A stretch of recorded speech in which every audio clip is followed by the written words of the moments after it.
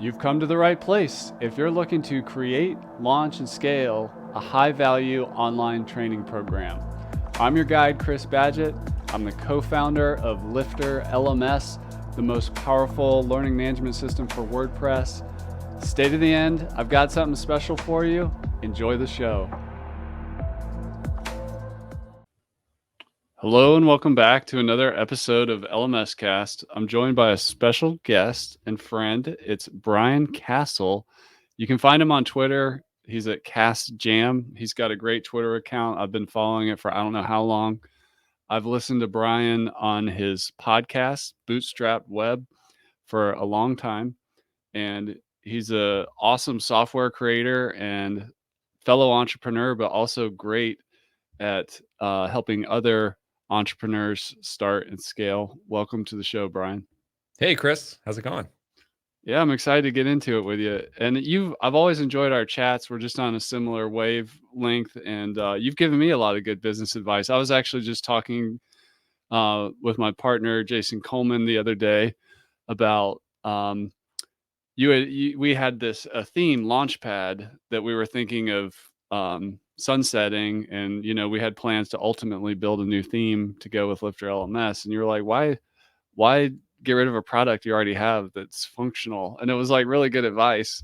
And it took us a long time to get the new theme built, but you always have like your instincts are strong, so just props for that. Chris, you and I have connected like so many times. Dude, it's been a long time since we've known each other. Probably like 10 years now, something like that. Yeah.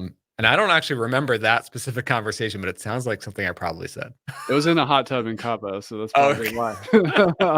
After several beers, yep. Yep. But you have a software, Clarityflow, which a lot of this, you out there watching or listening, if you're into coaching and this whole challenge of relationships, like coaching isn't just content, it's conversation. And so that's at clarityflow.com. And then your content side and coaching yourself is at instrumentalproducts.com. But let's talk about Clarityflow. Yeah, that's your new thing. Let's talk about Clarityflow first. What problem do you solve there? And I know you solve several, but what was the seed of the idea for Clarityflow? Yeah, so I mean, Clarityflow really evolved a lot. Like, it's been really different. So I've been running Clarityflow for now 3 full years now, and it started as a different name. It started under the name ZipMessage, and almost a year ago, like at the beginning of this year in 2023, we rebranded from ZipMessage to Clarityflow. But starting from 6 months before, so middle of 2022 was when we did a big, really I did, but I have a small team working with me. But I did a lot of research with our customers, and we dialed into coaches. So early on, when it was ZipMessage, it was really just this like asynchronous messaging tool that was used just really broadly in a bunch of different ways, right? Like we saw coaches using it, we saw remote teams using it, we saw sales teams, we saw podcasters using it for async stuff, we saw hiring use cases, teaching, and all this different stuff. And then it really became clear in our second year, like in 2021, that or as we got into 2022, that we really do need to like sort of niche down and figure out who we are building for and who we're serving best. And through a couple of early customer research conversations, it became clear that like, all right, the segment who are using it for coaching,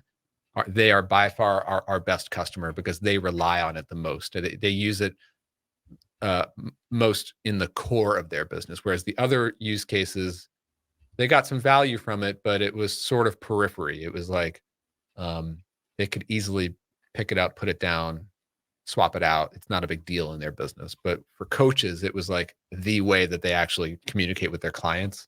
So that became clear. And then I did like 50 more customer research interviews with coaches to really understand, where does this actually fit in your stack? And through those interviews, I learned yes, they use it for asynchronous coaching, like asynchronous sending and receiving of messages with camera and audio only messages with their clients and texts. But but so many coaches also have a course or also have a coaching group, and they do a lot of group cohorts. And they sort of try to like duct tape our tool against so many other different tools. And then of course there's payments, right? So selling your coaching packages, selling access to your coaching groups and cohorts and things. So through all that research, I realized like, okay, we should really build a cohesive platform for a coach to build all those pieces together under one roof. So actually this month in December, so like next week, we are launching Clarityflow Commerce, which is our payments feature. And so Nice. that sort of like caps off this whole year where we went from just being an async communications tool. That's still the core of what we are, but we've added on the ability to run courses, the ability to have community spaces, and now finally the ability to actually like sell and integrate your Stripe account and do all that. So it's kind of, so this year, like this month, we actually finished that big roadmap of like becoming the full product vision for Clarityflow. That's awesome. I know there's this business advice like you should put your customer at the center of your product, not your business or not your product. And that's like a well executed, like, okay, we've got this coach avatar. What do they need? What do people want? They want one tool to rule them all. Like they don't want like a million different things to duct tape together. I think it depends on the tool. Yeah. I think not every tool has to be everything. But I think in my case, like hearing enough use cases or enough stories from coaches who are trying to do that like duct tape thing, and we have a really good Zapier integration. You could do certain integrations, but in our case, it became clear that like it's still, that doesn't solve the problem because the client, like the coach's client, they don't want to have to deal with like multiple logins to different tools and jumping between like, all right, I paid my coach over here, and then I'm joining the coaching group community over on this platform, and then I'm getting the courses and the library the frameworks over there, and then I'm communicating over here. That's like 3-4 different tools. They want a cohesive experience for their clients. So that's what we put together. I kind of ended up in a similar place with LifterLMS. I was really into courses and the technology and then like over time, it's taken me a long time to figure out the avatar. And there's actually several, and WordPress makes it challenging because it's so Mhm. componentized. People do all kinds of stuff with it. But if you were advising a new starting entrepreneur, what's there's like there's the advice that you should always focus on the avatar, but is there like what would you advise? Which way? Like if you're really into a certain technology or niche, should you just go for it and figure out the avatar later, or from day one pick one and double down? Because the benefit of not picking one is over time it just emerges, or a couple of them emerge, and you get that time just seeing what happens so that your assumptions can be challenged and the market will tell you. So Yeah, I sometimes there's mean, like different strategies there.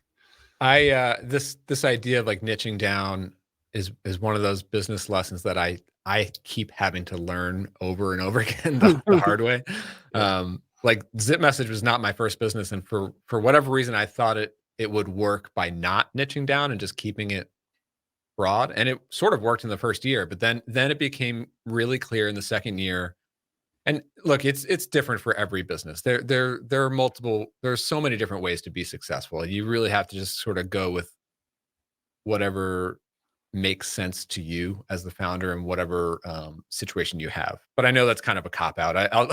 I'll give you like in my experience, what I found was, um, yes, we could find some customers by not niching down and just being like, yeah, we work for that, and we work for that, and we work for that. And on our marketing site, we had like at one point we had like something like 6 or 7 different pages, like one that spoke to coaches, one that spoke to sales teams, one that spoke to everything. And so like it it eventually became easier in so many different ways to focus in on our ideal customer, the coach. I mean, number one, like the obvious ones are like marketing, right? So like the website speaks to coaches. Every headline that we write, every text, every email, we're speaking to a coach, and we can speak directly to what they care about.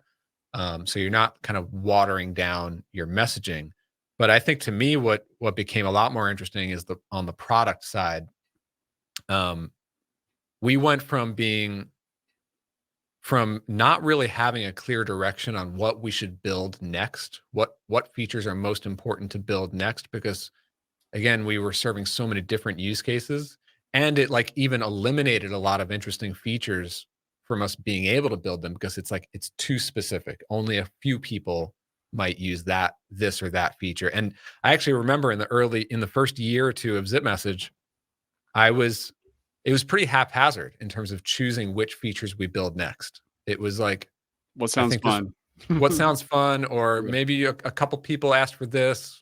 They happened to ask for it this month. All right, let's build it this month.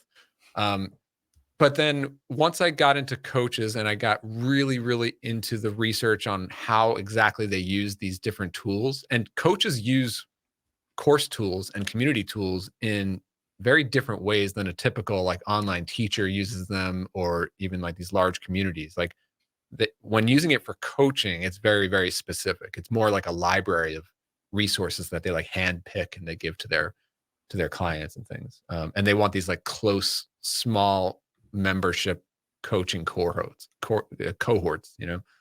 So I learned all those little details, and then it became clear, like, all right, this feature is really important to coaches. Let's do that first. And then this feature is really important to kind of round out that stack for a coach and finish out that use case.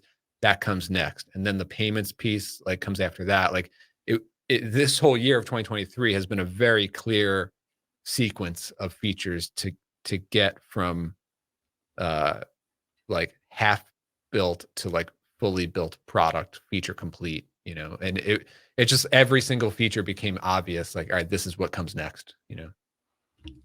The coaching industry, and I'm thinking particularly, I guess, about business coaching, has evolved, and it's not going away. Like, it just continues to proliferate as like a way to learn just in time education, network with your peers and all these like coaching niches. I kind of think Hmm. of like Tony Robbins as the first business coach in a way, and he's been around since, I don't know, I was a kid, and late night TV commercials, life coaching and stuff like that. But Yeah. Yeah. what do you I mean, it's been eye opening for me. I've never personally been that connected to coaching in general. I know many coaches. Um, I right now I work with a coach, and I've had different coaches over the years, but not all the time. And so again, once I got into the research into this, it was pretty eye opening to see like how large this category really is. Because yeah, like you were saying, I'm sort of familiar with like business coaches, but yeah, it goes so far beyond that. As you know, I mean, it's like we see customers using Clarityflow who are we do get a lot of business coaches, but even within that, you've got like sales coaches, you've got executive coaches, you've got marketing coaches, product coaches, and then we see life coaches, we see nutrition coaches, health and fitness. We see spirituality. We see a lot of music teachers using us. We see a lot of speech and language coaches. I've seen like pet training coaches, parenting coaches, like relationships. Like there's all these different areas where people, it like person to person, one person helping the other. It's like an age. It's been around for centuries, right? Um, you know, but what and then there's like different styles of coaching, and the ones that really resonate with Clarityflow tend to be the coaches who are, they probably do some one-to-one coaching, but they are looking to start to scale. And to do that, they do it in one of two ways. One is they get into more group coaching, and usually in a form of like cohorts, where it's like they'll do a spring cohort and a summer cohort and a fall. And they're moving to more asynchronous coaching, meaning instead of booking a lot of live one-to-one calls on your calendar, you can still have face-to-face, like deep level coaching with video or audio only, spoken or text, but you can go back and forth on your own time. And then when you combine that with groups, like that also opens the door to like coaches in Australia working with clients in America or Europe and Asia, and like getting across time zones. When you take the live scheduling piece out of it, it really opens up a lot of possibilities for a coach to sort of like scale their business and kind of take back a lot of their time, you know. Yeah, I know there's all these niches and they do it a little differently, but if you were to kind of put together a great coaching package, what would be the elements, like what's in the box when somebody buys a coaching a package that's well designed? Yeah, I mean, you know, we see a lot of different options. You know, there's still the option to just do a straight like subscription, which is probably the most common way. Is like you know, some flat monthly price gives you. Sometimes they include live coaches, coaching, and sometimes they don't, right? And they just do asynchronous. Sometimes they offer both options. Um, uh, we have some coaches who like limit the number of asynchronous messaging every month, and you can do that with Clarityflow. But um, I find that like it's just easy enough to say like X dollars a month. You Unlimited. have you have unlimited Yeah. async access, and the reality that might seem scary to offer unlimited access, but the reality is you can structure it so that like every request you only guarantee a response time of like say two up to 2 business days or something like that. um you know, asynchronous is not live, so it's not like you have to be standing by the line and answer a call when it comes in. It just hits you just have an inbox, and then you can work your way through that inbox at a time that makes sense, you know. That's awesome. And tell me more about like with Clarityflow, there's conversations, coaching programs, interactive courses, group spaces. You've got the payments coming. Um, what's like you have the unlimited access as an example, but what else? Like, what do you do with all the old recordings? How do you organize it? What do you save? What do you not save? How do you automate? Like, you could have like reuse like a welcome to the program message that goes out. That's a big one. Is like Yeah. we give you this thing we call the library, so you Okay. can build your library of template messages. So And besides a welcome message, what's in the library? so like answers to common questions. Okay. So like you know, a coach's client, if say it's a business coach, they probably get the question of like, how should I price my product? And they've probably answered that with some go-to strategies like hundreds of times. They Right. could create a 5-minute video that gives their best response to how to price a particular type of product. That goes into their library. How to make my first hire, that goes into their library. How to I don't know, like Get a virtual assistant or yeah, whatever. get a VA, like you know, hey, I've answered this question like 20 times. Let's take that last one and turn it into a template. And so that's like getting even back to like courses, like a lot of coaches would sign up for a course software to not necessarily deliver a course like lesson 1, lesson 2, lesson 3, but just to have a place to store all this content, and then they can like hand pick and select and say like, hey, like this coaching client is a little bit beginner. Let's curate a couple of pieces of content and strategies for that person. Or this client is more advanced. I'm going to go to my more advanced content in my library and give it to that person, you know. So that's a big part of what people do with Clarityflow. Yeah, that's huge. The best coaching things I've been around, there's the coach is like kind of prescribing, and if they have this giant, overwhelming vault, you know, they make it easy. You can find it on your own, or maybe they're like, "Hey, you should really look at. You need to focus on this piece, this needle in the haystack." Basically, I'm thinking of people like Dan Martell or James Schramko. They have these like big libraries of public content, but also in their programs, and that's Yeah, but I think that also that like they're still coaches. They're still giving personalized advice or personalized responses back to the person, right? So it might start with a template message about your go-to VA hiring strategy, right?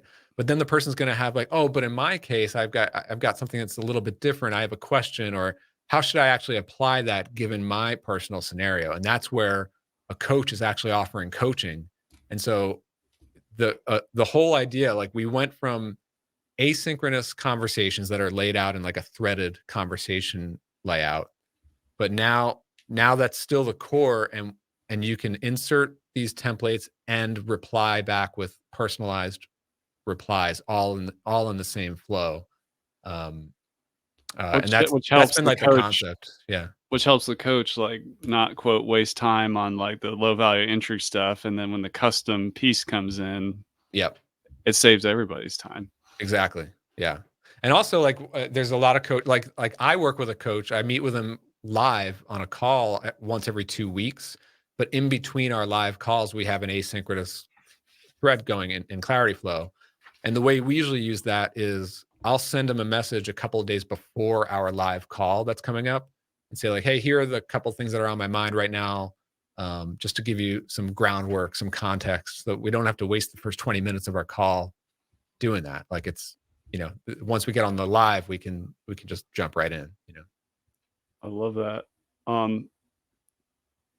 Just because we always have to ask, how should coaches use a artificial intelligence, or can they, or like, do you have any tips there, or what you're seeing in the industry right now to create Um, even more like speed or quality or whatever?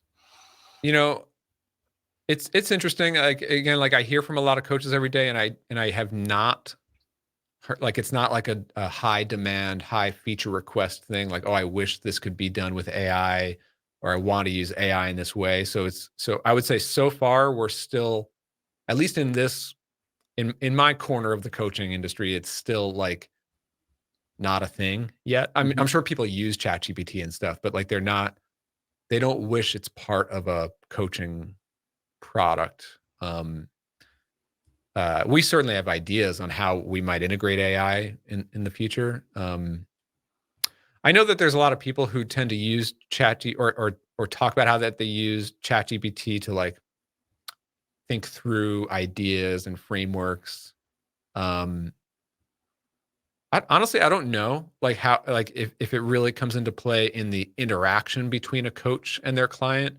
I think most people are using AI privately to help them in their own creative process, or their own uh, production flow. Like, that's how I generally. I mostly use it for coding, because I Yeah. work on the product.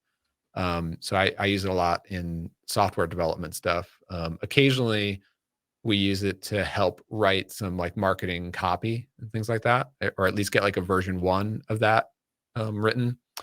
Um, but like in Clarityflow, there at some point, probably next year, we'll get into things like, because what we already do is we transcribe. So if you send a video message or an audio message, we'll automatically transcribe it and put the text there.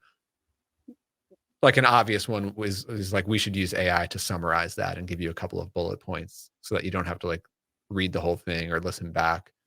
Um, Another thing that we do is every message gets a title, which you can customize. We should be able to use AI to automatically title your messages. So and I think in general, like, software tools should just try to sprinkle AI in these things. It doesn't have to like replace how the thing gets used, because at the end of the day, most tools are still used by humans. Yeah. I could see, I like your point about just using it in your own brainstorming. Like, I could see a coaching client Mhm. being like, okay, I just signed up for SaaS coaching with this person. What should I ask them, or whatever? Like, just to get the brainstorm, get the juices flowing. Yeah, for sure. Yep. You mentioned you code. One of the things that's always impressed me about you is you're what I would call a unicorn. Like, you can market, you can sell, you can design, you're good at product, you can write code, you're good with team members. Like, you do it all. Um, Yeah, I would question on the marketing side. I think I've had some marketing wins over the years and some product business wins, but like, I always feel stronger on the product side. And I think of product as like, that includes talking to customers and yeah. then mapping the customer needs to designing a feature and an interface that makes sense. That's where I like to. That's literally where I spend most of my time anyway. Well, there's that saying that the best marketing is a good product. So, I think so. Yeah. yeah. Yeah. Or and there's also that other one is advertising is the price you pay for not having a great product or something like Right. that. Cool. Well, let's talk about on the instrumental product side, like who is your ideal person that you want to help Yeah, so as this an is entrepreneur? new. I Yeah. mean, we're this is live, but we're recording this in December of 2023, and uh, so this month I'm starting. I'm just getting the wheels turning on this new business. So this is like separate from Clarityflow. Clarityflow continues to run. I've got a small team, and I still work on that. But um, yeah, I want to start up something new in 2024, and I'm calling it Instrumental Products. It's I'm thinking of it like a media brand, like a media company. It'll mostly be me. I'm going to be focusing a lot on creating a lot of YouTube content, but it's mainly about around product strategy. Like I was just saying, like I like to spend most of my time thinking and working and building things on the product side. And I did go through this transformation about this was back in 2017, 2018, where before in all the years before that, I was really just a designer and a marketer, and I couldn't build software products full stack. I always relied on outsourcing and hiring developers and or just doing like services and not being able to do full software products. But then I learned how to code. I learned Ruby on Rails. I learned, the full stack, being able to take any idea or meet any market need and build and ship something. Um, and now, we're like 6 years later. I've really leveled up my skills a lot on that because that's all I've been doing for the last 6 years is building software products. And so um, I it I would like to get back into teaching and content and coaching, and I've started doing this a little bit through instrumental products, where I'm helping people transition to a products business, and that could be learning how to code and ship your own software SaaS idea or WordPress plugin idea or whatever it might be, um, or it could be working with you and your co-founders or small team to like get like transitioning or shipping your first product and kind of transition into that. um Again, like it's just starting up now. I'm getting like the content engines going. I'm starting to do a bit of coaching with some product folks, and I'm learning right now on like how to really niche this down. But my current thought is helping you build and ship a product and kind of expand your skill set to be able to do that. Um, yeah, it's fun. I'm sort of exploring right now, but I'm pretty excited about it. I came into product from the agency side, and it was really challenging. It was really hard. I had partners, it was really tough. But I hear that a lot from people, particularly in my circles in the WordPress community, who build websites for clients and they want to get into product. Hmm. Given where you're at now with all your experience and everything, what is like the first couple of things if somebody has that desire, like I really want to get into product, like where do we start heading so that we don't end up wasting lots of time and money and increase our chances of success? Yeah, so I mean, I definitely went from one of the things that drove my interest in this back in 2018 was that before that I was totally if I wanted to get into any sort of software product business, I was totally reliant on outsourcing the development. And that meant a few things, which I learned the really hard way. Like I had a SaaS attempt at that back in 2017 where I spent upwards of 50, maybe more $1,000 over the course of a year or two, just hiring back-end developers to take my designs and my product ideas, bring them to life. So not only like spending a ton of money, and unless you have investors, if you're bootstrapping like I was, like that could be pretty draining. But then it's also like not really understanding how everything comes together. And I'm a designer first, but I build and ship products full stack. And I've come to a point now where like I really see design as everything, from like designing how the database is architected to how different services in the code work together, how the interface comes together, how users use it. It's all you're designing a product from the inside and out, and I made so many product mistakes early on before I learned the full stack that not only cost me money, but like made a much worse product because I did not understand why certain technical decisions were being made. It's made me collaborate so much. I have a team of 2 or 3 developers where we collaborate on such a deep level that I wouldn't have been able to do before had I not, known the language. So that's been a huge one for me. And then just gaining the ability to build and ship literally anything. Like at this point, there's this sense of like, of course I haven't built everything, but like any idea that comes along, I know how to learn how to build that. I know the path to figuring this out. And man, now with AI, like I can't believe I spent these years in 18, 19 learning how to code, and AI was not even a thing back then. I wish it was. Like AI makes it so much easier now. So it's pretty exciting. But what it does, I think, for most people who transition into this is like it completely opens up your world in terms of the potential ideas and the potential businesses that you can transition into. Like it doesn't have to be selling your time as a freelancer. It could be a way out of like having a job full time. Of course, those things take a really long time to transition out of, but it definitely opens a lot of possibilities. Yeah, that is really amazing about your broad skill set. But I love how you put design kind of at the center. And I think there's our world runs on design, whether you realize it or not.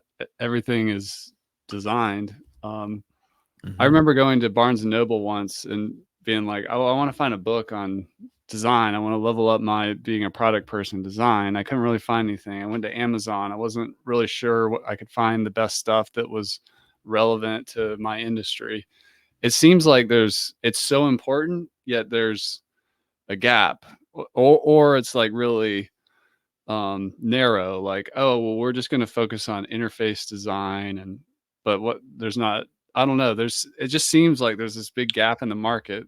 I mean, even like at the book level, for somebody who wants to get into product design, let's say at the software level, I mean, there's that book, Don't Make Me Think. It's really old, it's good. Yeah, But is it's a there, classic. Yeah. like, what other resources would you throw out there for somebody wanting to level up on product, particularly around design? The for me, it's always been just go build stuff, get into projects and Yeah. do it. I mean, there's probably technical books out there that you can. I've never been a learner of technical concepts using books. Right. Usually because the things move so quickly that they're so you're not up on the latest stuff. You should still, I think, generally choose things that are a little bit older and more mature. Like don't just go straight to like the cutting edge, most trendy tech stacks and languages and things. I chose Ruby on Rails because it's like old and boring and huge and Yeah. well established. But yeah, like books are also like, this is the other thing that I learned as someone who learned how to code for the purpose of shipping products. It's a very different thing if you are learning for the purpose of like getting hired as a developer and like maybe getting your first job as a junior developer, or trying to go work at Google or something, or level up your career as an employed web developer, software engineer. That's a totally different thing. Like you need to learn all the details and be able to, but like in my world, I've only ever been interested in learning how to build so that I can ship a product as quickly and efficiently as possible. And that means like, I don't want to learn the whole book on JavaScript. I just want to learn the little bits that are going to help me build this interface so that I can ship it. And there's a lot of necessary shortcuts that you need to take. And it can be really confusing in the early days to know what is actually important to spend time understanding and learn, and what else can I sort of just learn the surface level and get the gist, but I don't have to go deep. because it's not going to get me there faster. That's that. Over time, you get better and better at learning those like shortcuts through the learning stuff. And that's where projects come into play, right? Like, yes, you probably need to take some courses, like a 101 course at the beginning. There's a lot of like online learning materials out there. I also got a lot of benefit from working with coaches in my first year of learning, like other experienced Ruby on Rails developers coaching me on like when I get stuck, they can answer my questions. But the most important learning thing was taking that base knowledge that I gained through courses and some coaching and getting into practice throwaway projects. And then eventually, like the sooner you can get to building and shipping your very first real project or product, that's where you're going to learn like, all right, this is where I'm getting stuck and this is what's going to get me to the finish line. And you're going to learn that again and again. And learn by doing. That's the best thing. What would you say to like a non-technical founder who really wants to get into like software, as an example, on the decision of like, should I really try to be full stack or find a technical co-founder? Like, do you have any generic advice at that crucial decision point? I feel like there's never really any generic advice for anything. Yeah. It's totally personal for each individual person. Some people are just naturally drawn to it. Like I feel like in my case, my mind worked logically like a programmer, probably for like 10 years before I even learned how to program, but I just didn't know how to put the pieces together. So I was a front end developer, and I had worked a lot with processes with people and teams and stuff, but like I'd never learned how to build and ship code. So I guess in that sense, it sort of came easy to me. But I think that there's a lot of entrepreneurs who are like that, who have a systems mindset. If you think in processes, like when you scale your team and your operations, it's not all that different. It's when this happens, we do this. When this happens, we do that. If this, then that. It's a lot of that, there's more technical stuff to it, but you can learn it. It's not that difficult. I think I think that for non-technical co-founders, if you do have a technical founder, it's also really, really important for that technical founder to be able to speak the language of business. Mm-hmm. And because you can't just trust that like a totally technical person is going to make all the right business decisions when it comes to deciding how to implement something, how to code something, how to architect a database. If we build it this way, what is it going to mean next year when we need to move the feature in that direction to reach this customer group? Or can we trim the scope in this or that way to ship this quarter instead of 3 quarters from now? I mean, there's a lot of that kind of like decision making, and I think it's like a technical founder and a non-technical founder need to sort of meet each other in the middle. Like the non-technical needs to care about marketing.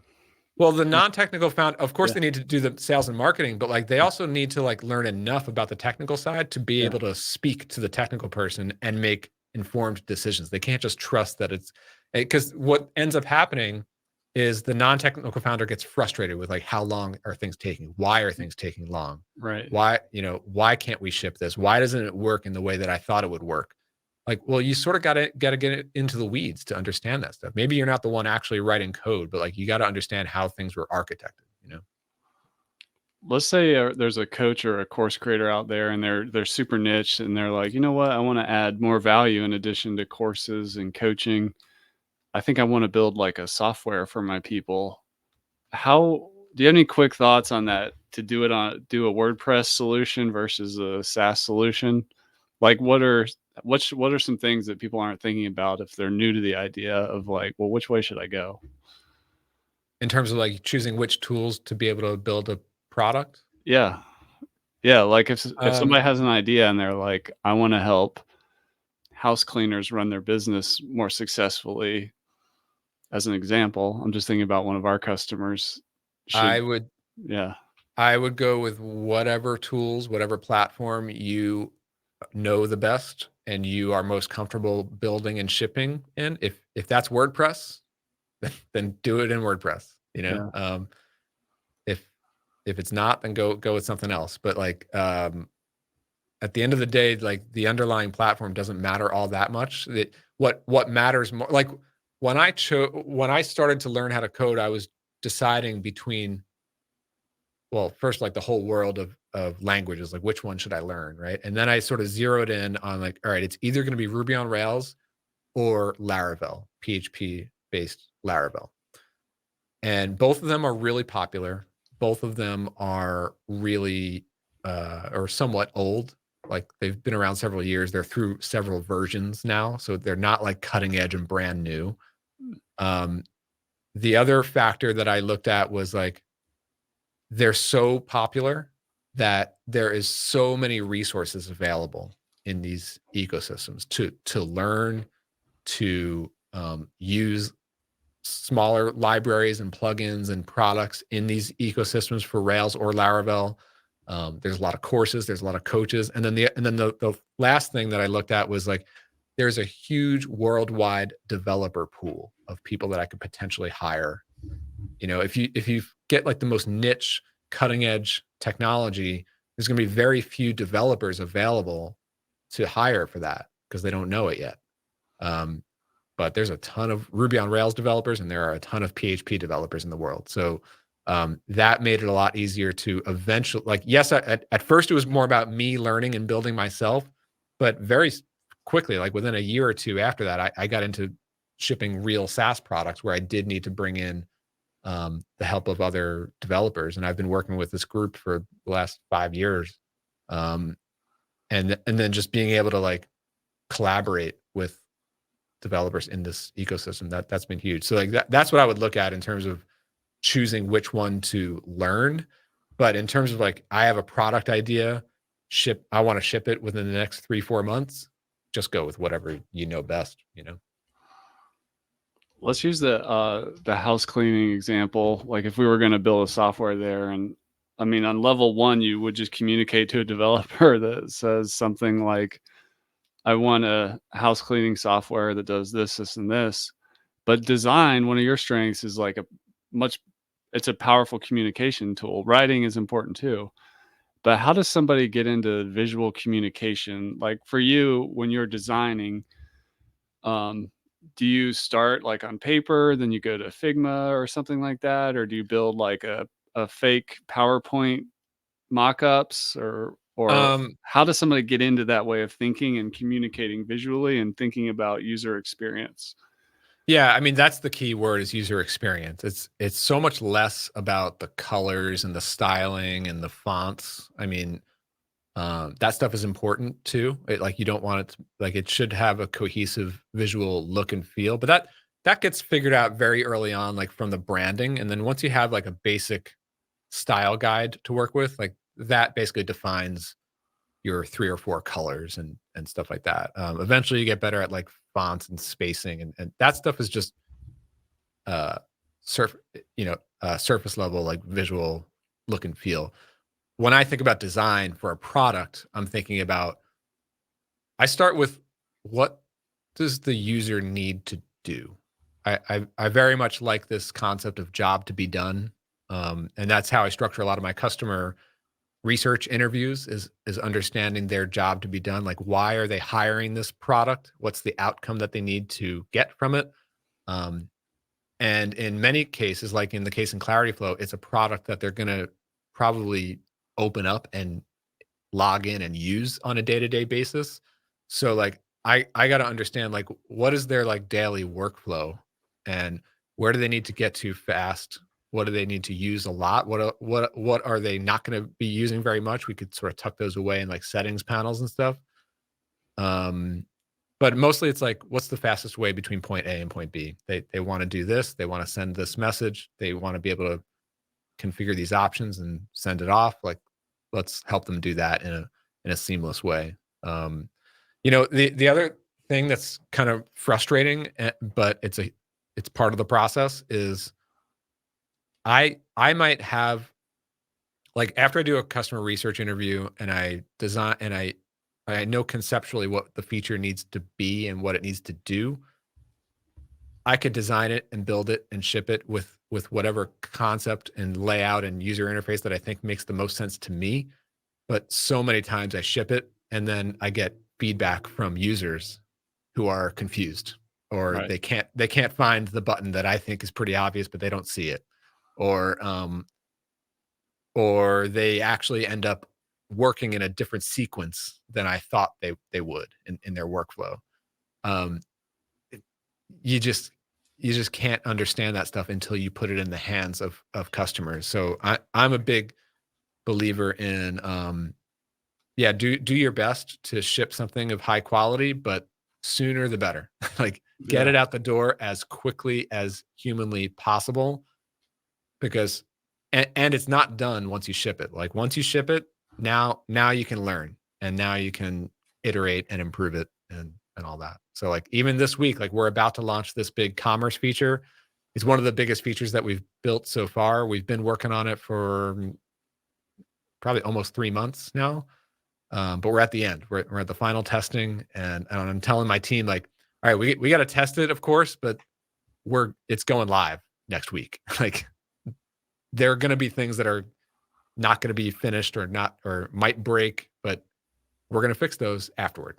We need to just get it out the door and get it in the hands of users, and then go from there. You know. Last quick question, just for the course creators out there. Interactive courses is a feature of Clarityflow.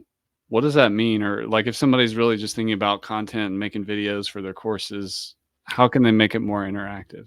Yeah. So again, we take the angle of, like, this is for coaches Yeah. and their clients. So it a lot of times a coach's form of a course is like an interactive thing where they'll send, like, one message to their client, or one course lesson, if you will, to their client. And then you want to have a workflow that says, like, once the client presses play on that, then trigger the next one. Hmm. Or once they press play, trigger the next one a week later. Or you can do things like, if the client has not pressed play, automatically send a email 3 days later to sort of nudge them to say, hey, you haven't watched this yet.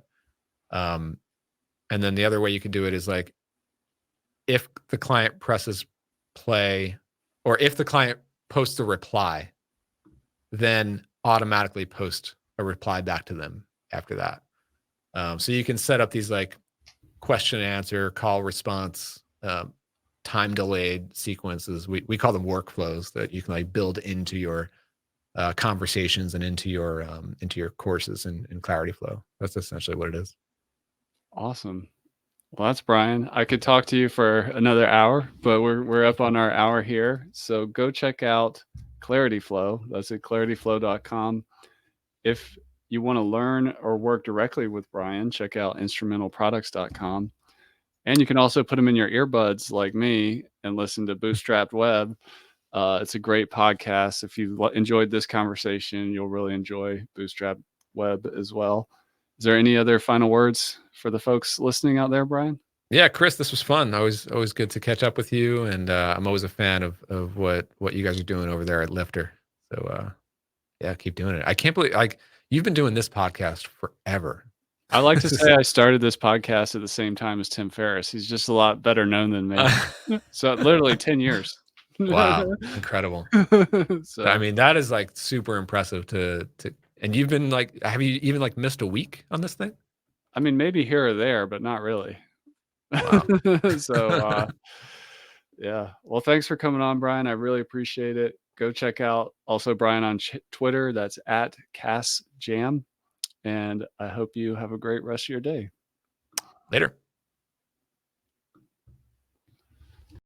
And that's a wrap for this episode of LMS Cast. Did you enjoy that episode? Tell your friends and be sure to subscribe so you don't miss the next episode. And I've got a gift for you over at LifterLMS.com/gift. Go to LifterLMS.com/gift.